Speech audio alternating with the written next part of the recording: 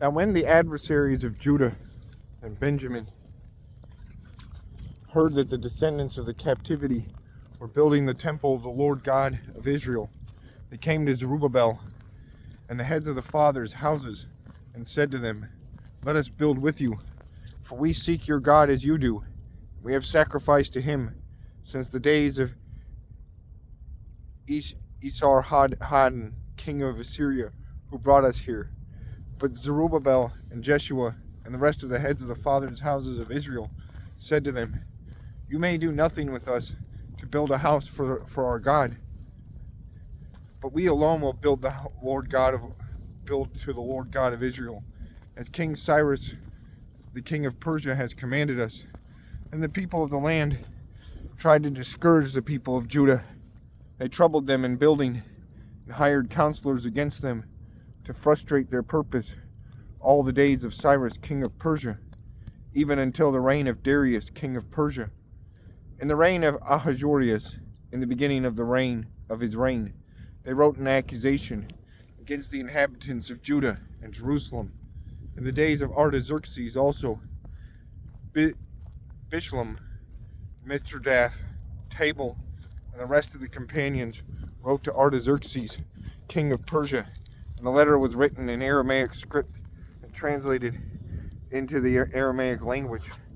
Rehum, the commander, and Shimshai, the scribe, wrote a letter against Jerusalem to King Artaxerxes in this fashion: from Rehum, the commander, Shimshai, the scribe, and the rest of their companions, representatives of the Danites and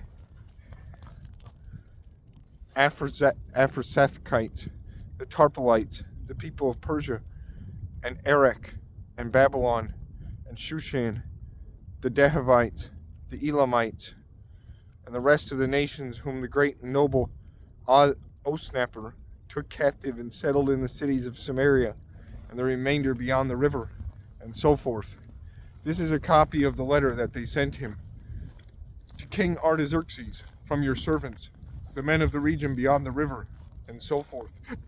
Let it be known to the king that the Jews who came up from you have come to us at Jerusalem and are building the rebellious and evil city, and are finishing its walls and repairing the foundations. Let it now be known to the king that, if this city is built and the walls completed, they will not pay tax, tribute, or custom, and the king's treasury will be diminished. Now, because we received support from the palace, it was not proper for us to see the king's dishonor. Therefore, we have sent and informed the king that search may be made in the book of the records of your fathers. You will find in the book of the records and know that this city is a rebellious city, harmful to kings and provinces, and that they have incited sedition within the city in former times, for which cause this city was destroyed. We inform the king that if this city is rebuilt and its walls are completed, the result will be that you will have no dominion beyond the river. The king sent an answer to Rehum, the commander, to Shimshai, the scribe, to the rest of their companions who dwell in Samaria, and to the remainder beyond the river. Peace, and so forth.